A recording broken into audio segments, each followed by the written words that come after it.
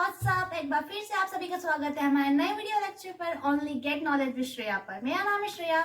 आज मैं लेकर आई हूँ एक new topic of chapter number 3 partial differential equation, जिसका नाम है methods for solving non linear partial differential equation of first order. आज हम देखेंगे first order partial differential equation जो कि नॉन लीनियर है, उसे हम कैसे सॉल्व करेंगे। तो चलिए स्टार्ट करते हैं हमारा वीडियो लेक्चर। इसके लिए हमारे पास 4 स्टैंडर्ड फॉर्म गिवन है, जिसमें पहला है जहां पर सिर्फ आपको इक्वेशन में पी एंड क्यू होंगे, मतलब कुछ इस टाइप की आपकी इक्वेशन बनेगी। Function of P Q equal to में 0 या फिर कोई सा कांस्टेंट आ सकता है, ठीक है। सेकेंड वाली हमारा स्टैंडर्ड फॉर्म है non linear partial differential equation, लेकिन कैसी, फर्स्ट ऑर्डर की। ओके, यहाँ पर देखिए जहां पर पार्शियल डिफरेंशियल इक्वेशन में सिर्फ एक्स एंड वाई होंगे, मतलब एक्स एंड वाई नहीं होंगे। यहाँ पर लिखा है partial differential equation not containing X and Y, मतलब आपकी जो पार्शियल डिफरेंशियल इक्वेशन होगी वो नॉन लीनियर होना चाहिए एंड फर्स्ट ऑर्डर की होना चाहिए, और उसके साथ एक और कैरेक्टरिस्टिक क्या जुड़ जाएगी सेकंड स्टैंडर्ड फॉर्म के लिए, उसमें एक्स एंड वाई नहीं होना चाहिए, ठीक है। मतलब कुछ इस टाइप से आपका इक्वेशन बनेगा, ठीक है। Function of Z P Q is equals to 0।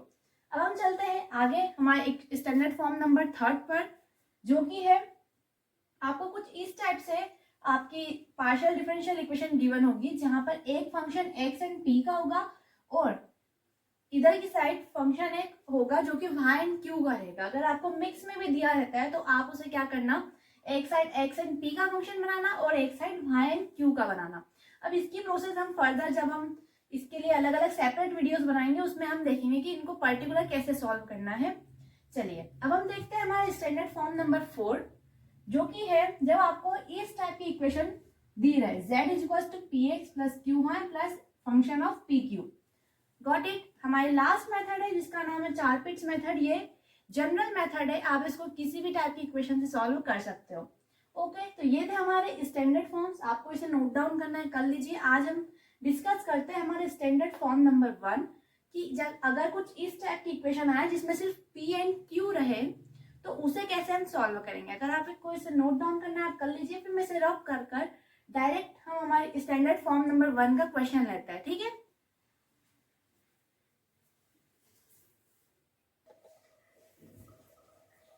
So guys, ये रही हमारी मेथड ऑफ सॉल्यूशन। अगर हमें स्टैंडर्ड फॉर्म 1 के फॉर्म में अगर हमें इक्वेशन दी रहती है जो कि हमें सॉल्व करने के लिए कही जाए, तो उसके लिए मैंने कुछ मेथड ऑफ सॉल्यूशन आपको लिखी है। आप इसे कॉपी में नोट डाउन जरूर कीजिएगा, ताकि जब भी आप रिवाइज करो तो आपको समझ में आ जाए कि अगर इस टाइप की इक्वेशन आ रही है जिसमें पी एंड क्यू प्रेजेंट है ओनली, तो उसके लिए आपको कौन कौन सी मेथड्स अप्लाई करना है, ठीक है। हमारी फर्स्ट वाली मेथड है जिसमें क्या है, हमने इस टाइप का फंक्शन है, ये तो कोई इसको मेथड कहेंगे ही नहीं, ठीक है।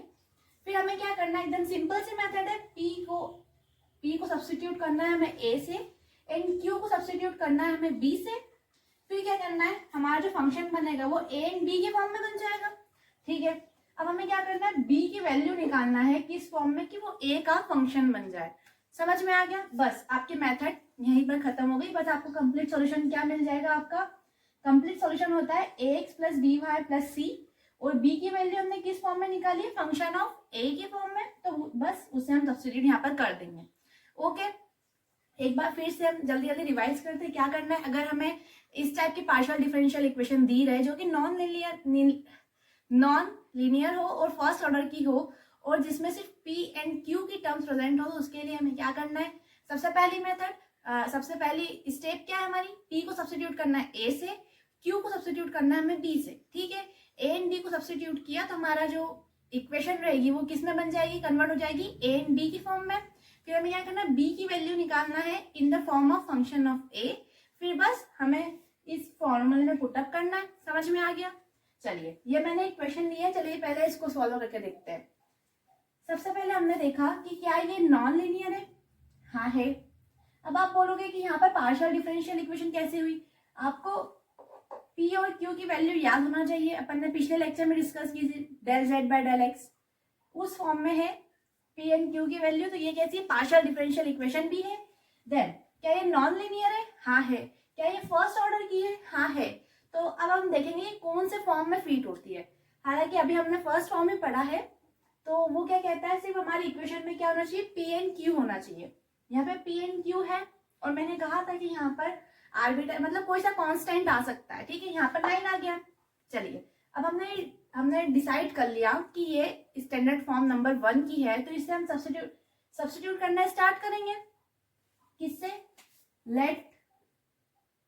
लेट नहीं, यहाँ सब्स्टिट्यूट करेंगे हम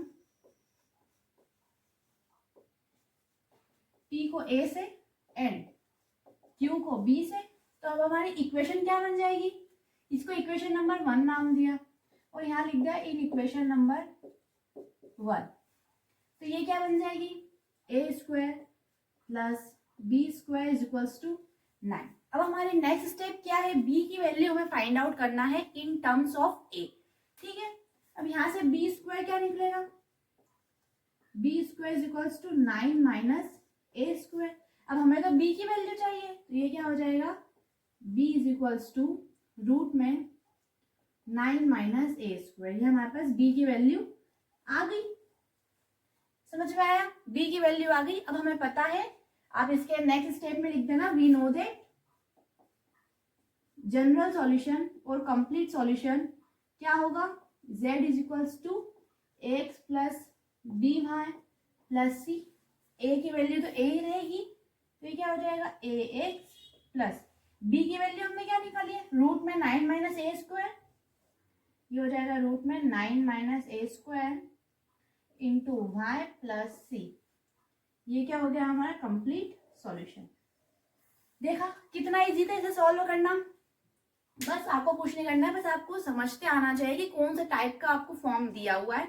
यहाँ पर सिर्फ इक्वेशन में पी एंड क्यू थे, तो आपके माइंड में जल्दी से क्लिक होना चाहिए कि अगर सिर्फ हमारी इक्वेशन में पी एंड क्यू है तो ये कौन सा फॉर्म है? स्टैंडर्ड फॉर्म नंबर 1, जिसके लिए हम क्या करते हैं? पी को ए रखते हैं, क्यू को बी रखते हैं, बी की वैल्यू निकालते हैं in terms of a, then उसको बस सब्स्टिट्यूट कर देते हैं हमारे किसमें? z is equals to ax plus B Y plus c के फॉर्म में। बस ये हमारा आंसर आ गया। इस टाइप के क्वेश्चन आ जाए तो बहुत इजीली हो जाते हैं। चलिए एक आध क्वेश्चन और लेते हैं हम। आई होप आपने उतार लिया होगा। चलिए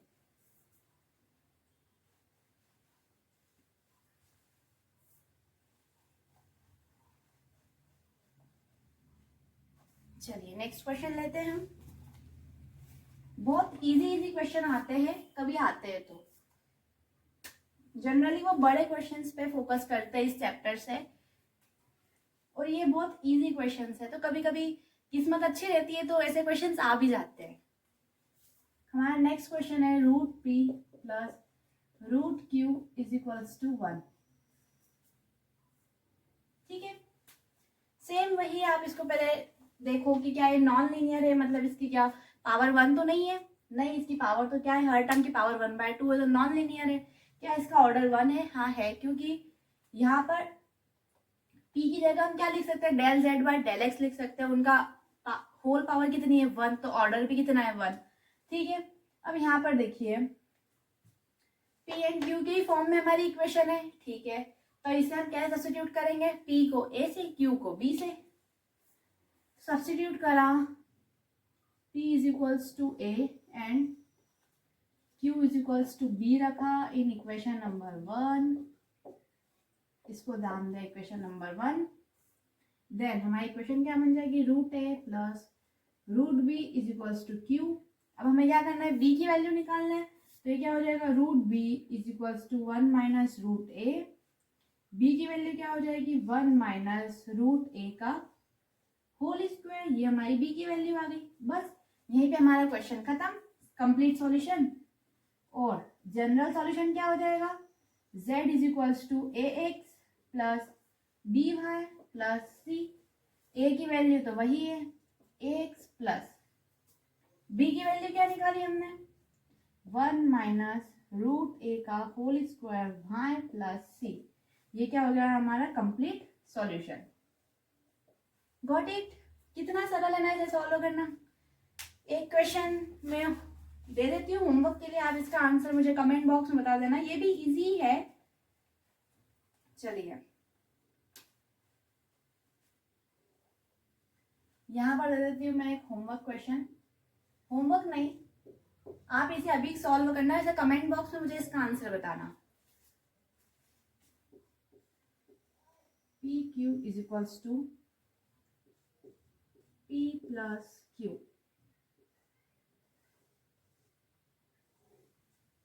P Q is equals to P plus Q. चलिए, ये आपका होमवर्क क्वेश्चन है, P Q is equals to P plus Q. इसका आंसर मुझे बताना कमेंट बॉक्स में। आई होप आप इसको बहुत जल्दी सॉल्व कर लोगे। ठीक है, आज की वीडियो के लिए इतना ही। अब हम देखेंगे नेक्स्ट वीडियो में हमारी स्टैंडर्ड फॉर्म नंबर 2, उस टाइप की इक्वेशन को सॉल्व करना देखेंगे और उससे रिलेटेड हम कुछ क्वेश्चंस भी देखेंगे। तो आज की वीडियो के लिए इतना ही। अब हम मिलते हैं नेक्स्ट वीडियो में। Till then take care, good bye, thank you for watching.